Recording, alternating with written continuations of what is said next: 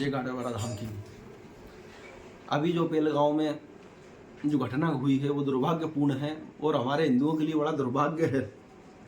जो लोग कहते हैं कि मजहब का कोई धर्म नहीं होता और वो धर्म पूछकर गोली मार रहे हैं।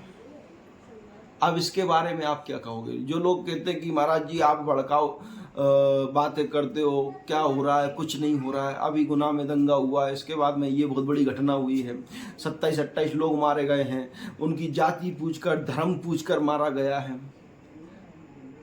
ना तो उन्होंने ये कहा कि तू क्षत्रिय है या ब्राह्मण है या वैश्य है या ST/SC से, सिर्फ धर्म पूछ कर कि तू हिंदू है या मुस्लिम। अगर उसने कहा कि अगर मुस्लिम है तो उससे कहा कि तू कलमा पढ़, नमाज पढ़ के बता हमें। वो नहीं पढ़ पाया तो गोली मार दी।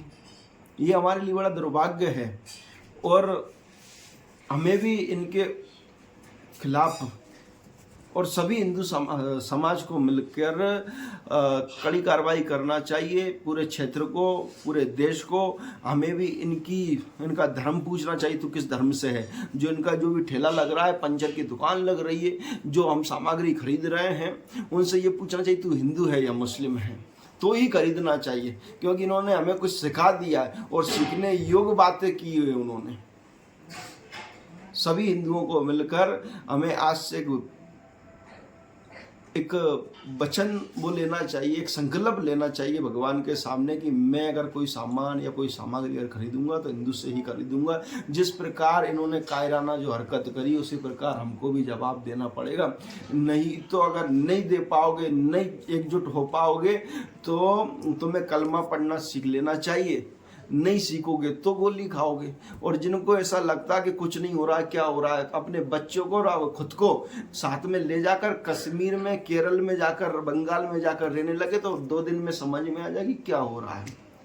इसलिए सभी हिंदुओं से हाथ जोड़कर प्रार्थना है, इस चीज़ का विशेष ध्यान रखें। हमको भी एकजुट होकर यही करना चाहिए कि ये किस जाति से है, ये किस धर्म से है, धर्म पूछकर ही हमको सामान खरीदना चाहिए। बाकी आपकी मर्जी है, नहीं तो गोली और पत्थर खाना पड़ेगा। क्योंकि सरकारें तो अपने हिसाब से चल रही है, सरकारें कुछ नहीं कर पाएंगी।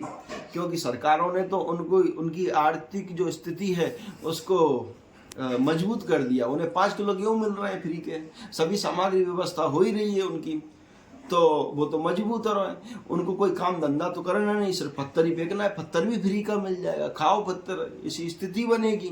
इसलिए हाथ जोड़कर प्रार्थना है, तो हमें जागना पड़ेगा। इनको जिस भाषा में समझेंगे उस भाषा में जवाब देना पड़ेगा। जो लोग कहते हैं महाराज जी हमारे कार्यक्रम में क्यों नहीं आए, वो भी सुन लें, अब समझ लें क्यों नहीं आए महाराज जी। तो इसलिए प्रार्थना है हिंदुओं से कि इस पे बिल्कुल विशेष ध्यान दें और यही हमको मिलकर एकजुट होकर करना है। अगर जो नहीं हो पा रहे हैं और जिनको आना है वो मंगलवार को धाम पर आए। और हम भी जिस प्रकार वो शिक्षा देते हैं कि दीन के अलावा कोई भी कुछ भी नहीं होता, जिसको जन्नत जाना है वो दीन की शरण में, उनका आदेश है हिंदुओं को मारो। इसी प्रकार हमारे पास भी धाम पर आए और हम भी यही शिक्षा देंगे। जिस भाषा में जो समझे उस भाषा में हम समझाएंगे। जय श्री राम, जय गाडरवाड़ा धाम की।